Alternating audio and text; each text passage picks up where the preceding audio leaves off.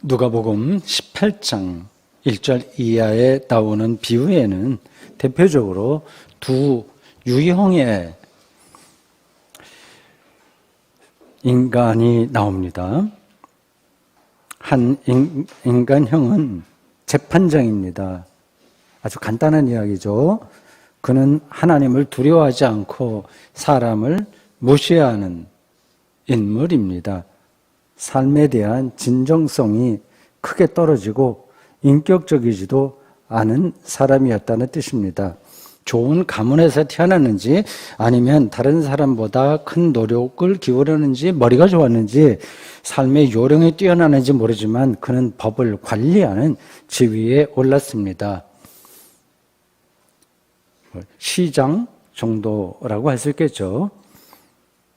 스스로 잘났다고 생각하니까 하나님을 의지할 필요도 없고요. 다른 사람을 존중할 필요는 더더욱 없었습니다. 오늘날에도 흔히 볼 수 있는 아나무인의 인간형입니다.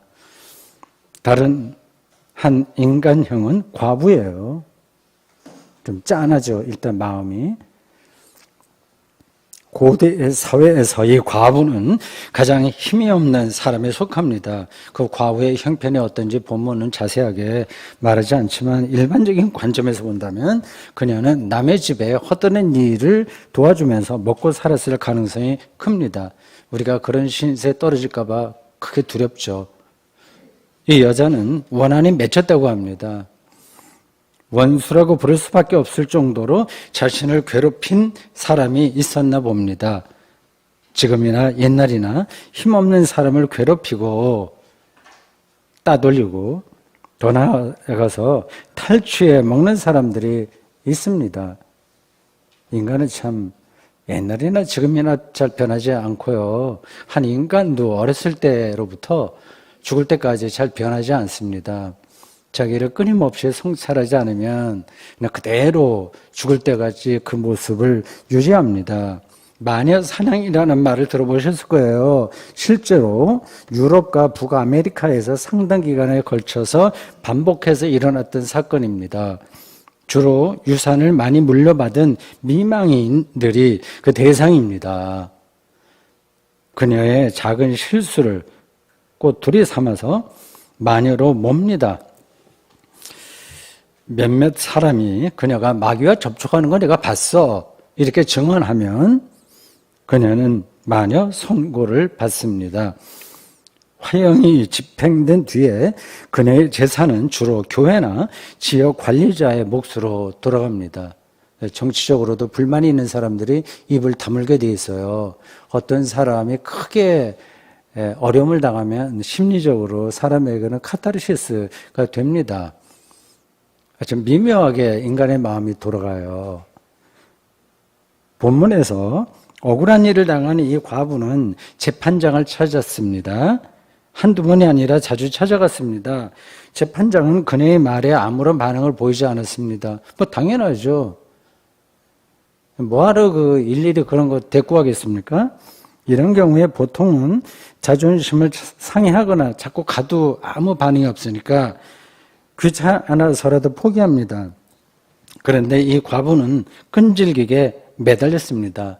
내 원수에 대한 원한을 풀어주소서. 재판장은 이 과부의 원한을 풀어주겠다고 생각합니다. 하나님을 두려워하지도 않고요. 그러니까 자기가 옳고 그름의 주인이 된다는 뜻이에요. 그거는. 사람에 대한 연민도 없던 이 재판장이라고 하더라도 개인적으로 이 번거로운 일은 참지 못하는 거 봅니다.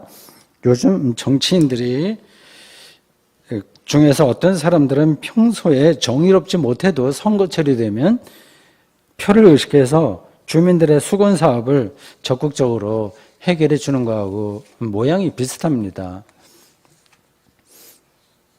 6절부터 이 비유에 대한 예수님의 설명이 나옵니다. 불의한 재판장의 말을 기울여 봐라 하면서 그 핵심을 7절에서 이렇게 짚었습니다. 하물며 하나님께서 그 밤낮 부르짖는 택하신 자들의 원한을 풀어주지 아니하시겠느냐? 그들에게 오래 참으시겠느냐? 우리는 이런 말씀을 근거로 하나님께 매달리듯이 기도하면 뭔가 이룰 수 있다고 생각합니다. 강력하게 구하는 기도라는 뜻의 강청기도라는 말도 한국교회에 간혹 이렇게 돌아다니죠. 회자되죠. 이런 종류의 이야기는 성경에 종종 나옵니다. 예수님의 비유 중에서 한 가지 예를 들면 누가복음 11장 5절에서 8절입니다. 밤중에 손님이 찾아왔어요. 단장 먼 길을 왔으니까 좀 먹여야 되는데 먹을 게 없어요. 준비된 것도 없어요. 그래서 이웃집 친구에게 가서 좀 달라 하니까 시간이 너무 늦어서 아이들도 다 자고 뭐 다 끝난 상태에서 네 청을 내가 들어줄 수 없다고 이야기합니다. 예수님의 비유예요. 예수님은 그 비유를 말씀하시면서 친구 관계만으로는 그 귀찮은 일을 할 수 없으나 그 간청함으로는 그 어려운 요구를 들어준다고 말씀하셨습니다. 네, 비슷한 이야기예요. 하나님께 끈질기게 기도하라는 뜻이겠죠. 위로가 되죠. 어딘가요?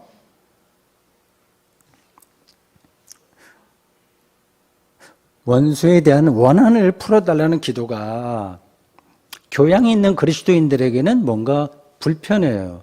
왜 저러지? 좀 민폐 아닌가? 좀 기도 한번 하고 안 되면 그만두지. 왜 저렇게 매달리지? 그렇게 보일 겁니다. 근데 시편에는 이러한 이야기가 종종 나와요. 시편 전체가 160편일 텐데 탄원시에 포함되는 시편은 다 뭘 갚아달라, 원수를 갚아달라 밑바닥에 깔고 있습니다. 시편 137편 8절입니다. 멸망당할 딸 바벨론아, 네가 우리에게 행한 대로 네게 갚은 자가 복이 있으리로다. 원수 갚는다는 얘기예요. 79편 12절. 주여, 우리 이웃이 주를 비방한 그 비방을 그들의 품에 7배나 갚으소서. 7배 갚아달라. 시편 6편 10절. 내 모든 원수들이 부끄러움을 당하고 심히 떨미어 갑자기 부끄러움 물러가리로다. 그러니까 원수가 망하기를 바라는 거예요. 시편이 이렇게 원수를 갚아달라고 하나님께 매달리는 이유는 여러 가지가 있는데 핵심적으로 두 가지입니다. 하나는 정의에 대한 갈망이에요. 정의를 갈망하지 않는 사람은 그냥 좋은 게 좋다는 식으로 넘어가지 이렇게 기도하지 않습니다. 다른 하나는 자신이 직접 원수를 갚지 않겠다는 의지의 표현입니다. 악을 악으로 갚지 말라는 바울의 권면도 사실은 같은 맥락이죠. 여기서 좀 하나 더 생각할 수 있는 근본적으로 이겁니다. 우리는 누가 원수이고 악인지를 완벽하게 구별하지 못합니다.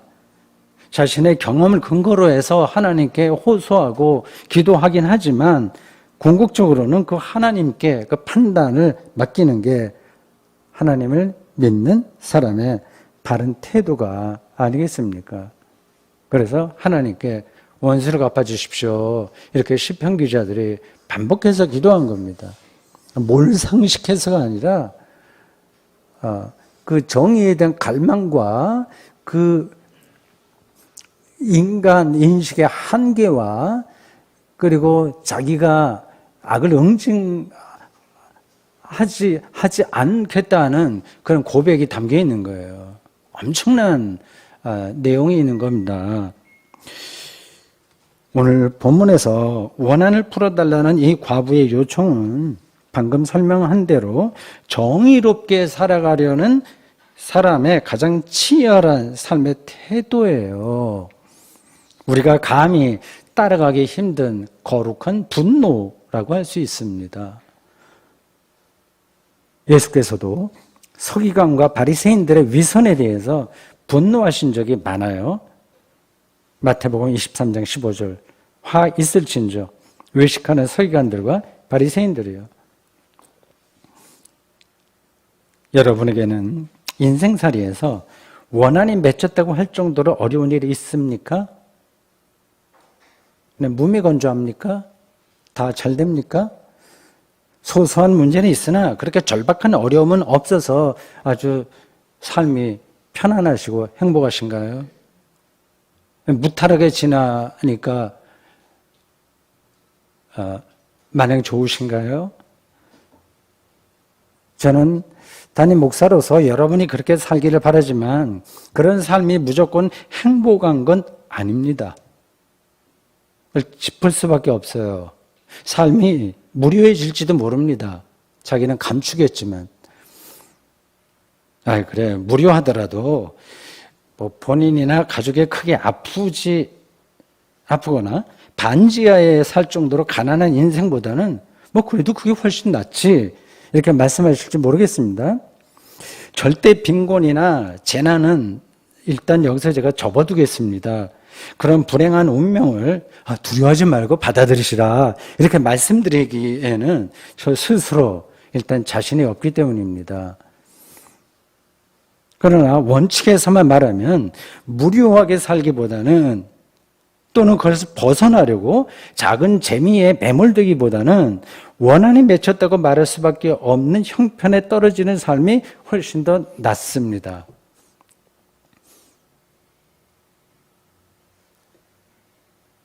흔한 표현으로 배고픔을 경험해야만 배부름의 만족을 느끼고요. 죽음 직전에 간 경험이 있어야 살아있는 것에 환희를 느끼듯이 무료한 삶에서는 원한이 풀리는 경험이 없지만 원한 맺힌 삶에서는 그런 경험이 가능하기 때문입니다. 그 원한이 풀리는 경험이 곧 하나님 경험이에요. 맺혔던 게 풀리는 거잖아요. 다시 묻습니다. 여러분은 꼭 풀어야 할 원한이 있습니까? 없습니까? 저에게는 있습니다. 고린도전서 15장 55절에서 바울이 사망아 너의 승리가 어디 있느냐라고 외친 것과 비슷한 차원입니다.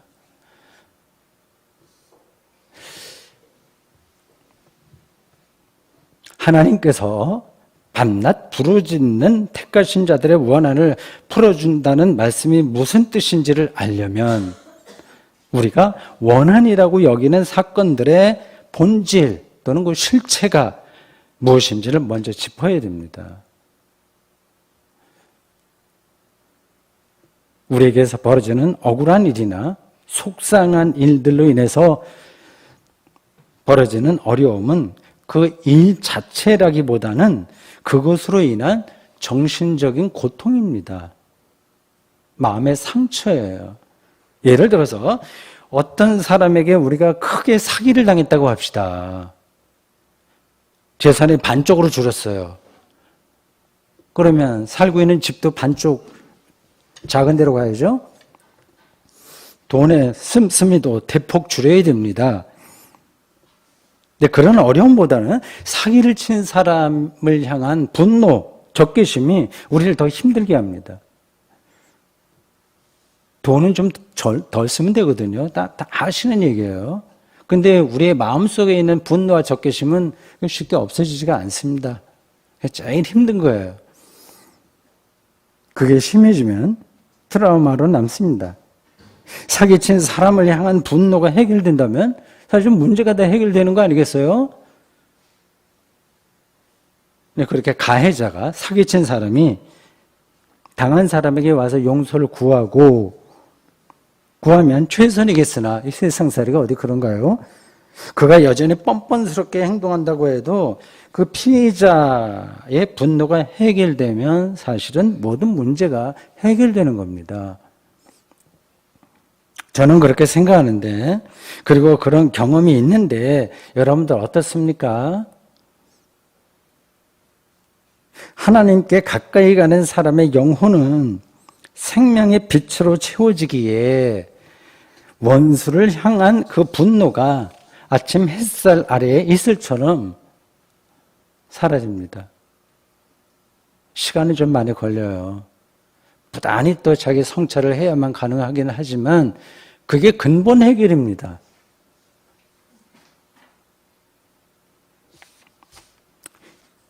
일상에서 가해자를 무조건 용서해야 된다는 말씀은 아니에요. 벌을 받을 사람 받아야죠. 법정에 세울 사람은 또 세워야 됩니다. 용서받아야 될 사람은 와서 용서를 구해야 됩니다. 그렇게 압박해야 됩니다. 사람 관계도 그렇고 국가 관계도 그렇습니다. 일본 정부가 우리에게 보이는 행태는 정상이 아니에요. 그들의 잘못을 지적할 때는 우리가 과감하게 지적하고 저항할 때는 저항해야 됩니다. 근데 봉합해갖고는 문제가 해결되지 않잖아요. 그런 건 그 식으로 우리가 처리하되 문제는 그런 방식으로 모든 문제가 해결되지 않는다는 데 있습니다. 분노심으로는 개인이나 국가는 구원받지 못합니다. 그런 게 잘못 분출되면 전쟁이 벌어지는 거죠. 크고 작은 전쟁이요. 전쟁은 문제의 근본 해결이 아닙니다. 원한이 풀어지지 않습니다. 전쟁을 한다고 하더라도요. 저는 상담 심리의 차원에서 힐링할 사람은 힐링하고 여러 방식으로 그렇게 처리하고 정치 차원에서 처리할 문제는 그렇게 처리하되 신앙적인 자세만은 놓치지 말아야 된다고 생각합니다. 그게 바탕에 있어야 됩니다. 그래야만 극한의 상황에서도 우리의 원한이 풀리기 때문입니다.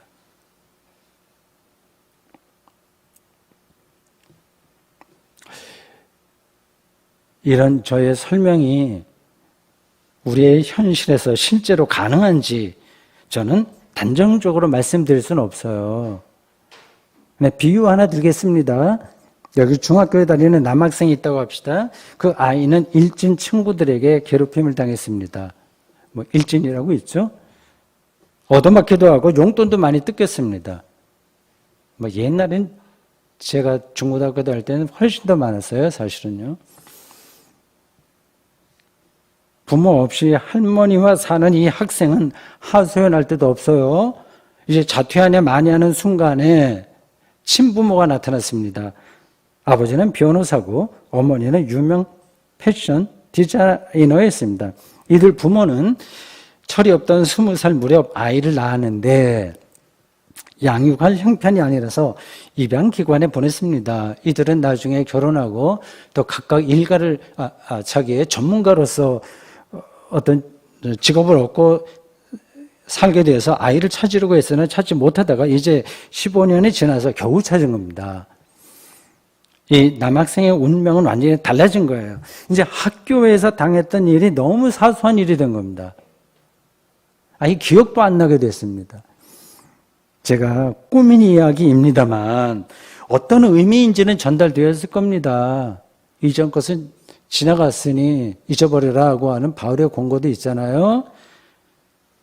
새로운 세계를 만나게 되면 그건 다 잊어버리게 되어 있습니다. 그게 이제 치유죠. 근본적인 치유입니다. 하나님과의 관계가 깊어지면 세상에서 당하는 억울한 일이 여러분 사소한 일이 되어버립니다. 믿기 힘드신가요?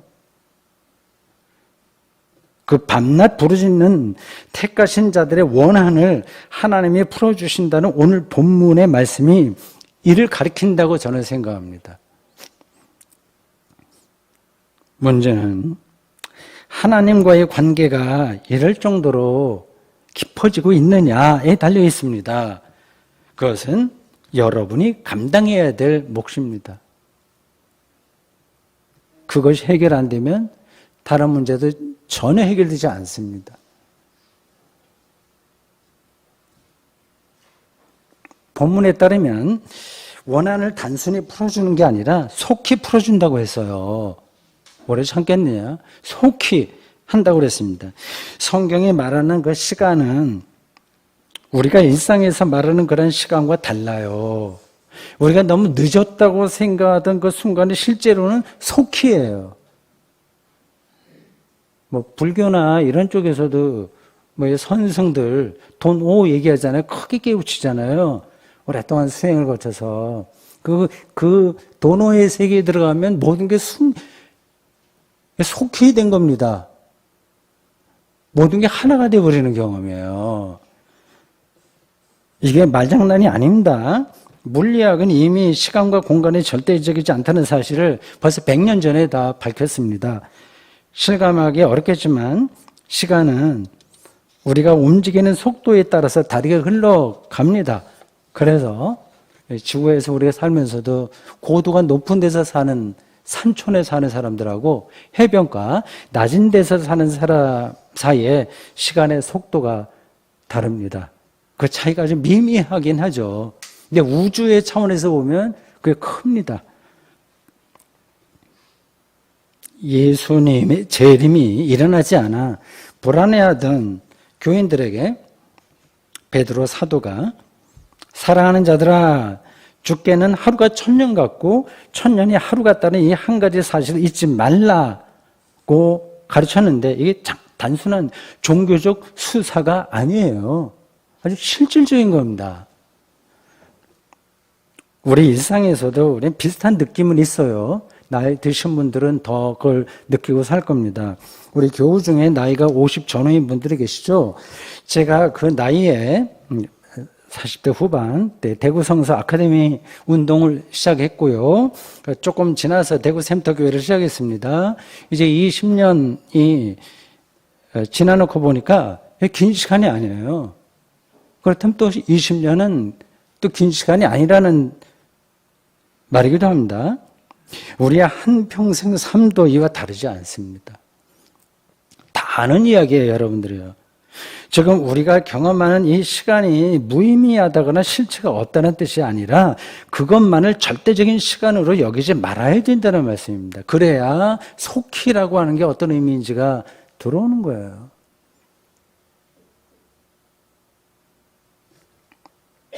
시간과 역사를 말할 때 그리스도 교리의 한 대목인 종말론이 중요합니다. 이 에스카톨로지, 종말론은 역사와 시간에 대한 가르침입니다. 우리는 종말에 과거와 현재와 미래가 한순간으로 수렴된다고 믿습니다. 그게 창조의 완성이에요. 그 종말은 그래서 끝나는 때가 아니라 두려워하지 마세요. 종말은 끝나는 때가 아니라 완성의 때이고 새로운 시작의 때입니다. 그런 종말론적 시각으로 우리는 밤낮 부르짖는 택하신 자들로 살아요. 우리가 사는 세상은 변하지 않고 지지부진하고 그리고 자기 인생이 풀리지 않지만 낙심하거나 두려워하지 않습니다. 자신의 원한이 속히 풀릴 것이며 이미 풀렸다는 사실을 알고 믿기 때문입니다. 세상과 인생살이를 완전히 새롭게 경험하는 겁니다. 대충 비슷한 모양이 아니라 새롭게 경험하는 거예요. 이런 경험은 계산기로 계산할 수 있는 게 아니기에 신비이고 원한이 풀림으로써 다른 모든 문제가 근본에서 해결되기에 능력입니다. 그래서 오늘 설교 제목을 기도의 신비와 능력이라고 정했어요. 경험하고 계시죠? 오늘 본문은 누가복음 11장 5절에서 8절에 나오는 한밤중에 찾아온 손님 이야기와 함께 기도를 주제로 한다고 앞에서 말씀드렸어요. 두 이야기의 전개를 보면 약간 억지스러워요. 기도의 절실함을 강조하려는 문학적 수사입니다. 인생이 잘 풀리면 기도하고, 기분 좋으니까 기도하고, 안 풀리면 그만두는 게 아닙니다. 거꾸로 인생살이가 안 풀리면 매달리듯이, 해결해달라고 매달리듯이 기도하고, 잘 풀리면 잘 되겠거니 하고, 기도와 담을 쌓는 게 아닙니다. 기도를 일종의 수행으로 받아들이는 겁니다. 날씨가 좋거나 아니거나 숨을 쉬잖아요. 마찬가지입니다. 여기서 기도는 우리가 일반적으로 생각하는 그런 기도 형식만을 가리키지 않아요. 찬양이 기도고요. 기도를 곡절을 붙이면 찬양이 되는 겁니다. 신학 공부도 기도고요. 저 같은 사람에게는 유독히 더 중요했습니다. 신학책 읽기가 기도예요. 그걸 통해서 어느 세계에 들어가는 겁니다. 예배도 기도고 교우들 사이의 신앙적 대화도 기도입니다. 하나님을 향한 구도적 노력이 모두 기도예요. 어떤 이는 푸른 포기를 보면서도 기도 영성 안으로 들어갈 겁니다. 설레는 마음으로, 또 두려운 마음으로 그리스도의 전통에서 내려온 기도문을 읽어도 좋고요. 개인적으로 기도할 수도 있습니다. 사슴이 시냇물을 찾듯이 하나님을 향한 거룩한 열망과 갈망은 우리 그리스도인이 한평생에 걸쳐서 유지해야 할 삶의 실질적인 내용입니다. 죽음을 앞둔 존재인 젊으나 늙으나 인간에게 이거보다 더 중요한 일이 있을까요?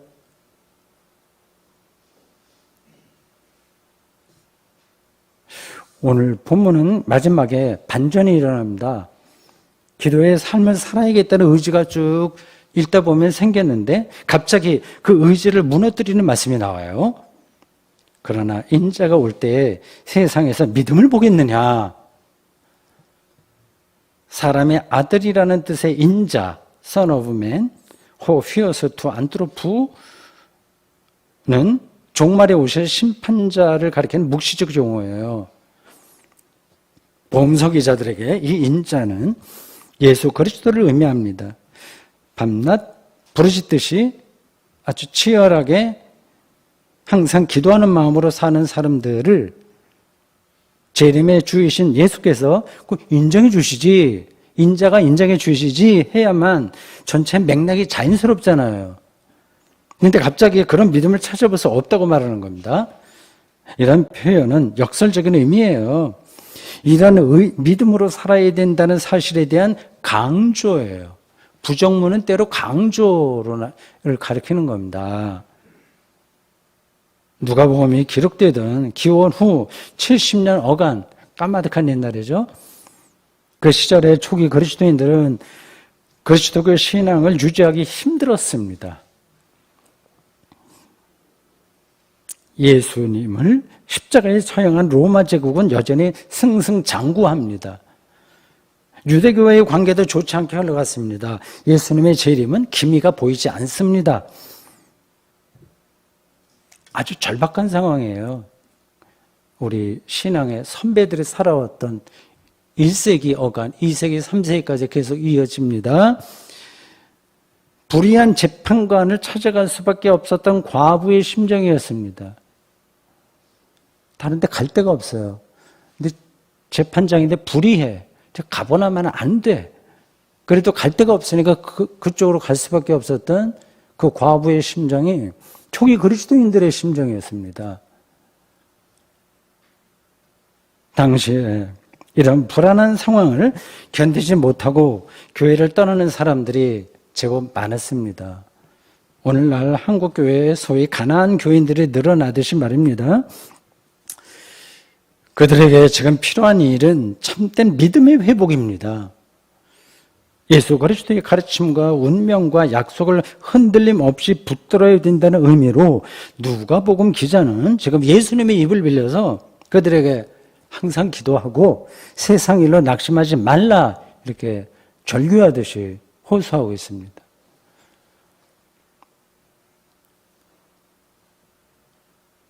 사랑하는 성도 여러분, 오늘 이 시대에도 믿음을 보기 힘든 게 아닐는지요. 그냥 단적으로 재판장처럼 살고 싶죠, 여러분이요. 여러분의 자녀들도 그런 지위에 가기를 바라지 않습니까? 그 과부처럼 될까봐 벌벌하게 떨지 않습니까? 하나님과의 관계에 집중하지 못하는 게 아니는지요? 세상 일로 자주 낙심하는 게 아닙니까? 이 신앙생활이 인생살이의 구색 맞추기로 떨어진 건 아닐까요? 본문의 과부와는 거리가 멀어도 너무 먼 건 아닙니까? 기도의 신비와 능력을 경험하지 못하고 어설프게 또는 세련되게 그리스도의 흉내를 내다가 한평생을 끝내는 건 아닌지요?